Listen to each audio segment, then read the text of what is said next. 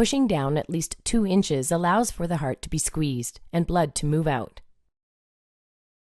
Pushing at a rate of 100 to 120 compressions per minute is necessary to keep blood pumping. Let's see what happens when we take our hands off the chest. Blood stops moving to the brain. It is for this reason that if you are taking your hands off the chest to deliver breaths or switching roles, it is critical to minimize time off the chest. Watch what happens when we don't push deep enough. Blood does not reach the brain. The same is true if we do not push fast enough. Watch what happens when we push too fast. The heart does not have time to refill with blood, therefore not enough blood gets pumped out. Watch what happens when we don't allow the body to decompress and allow the chest to fully recoil.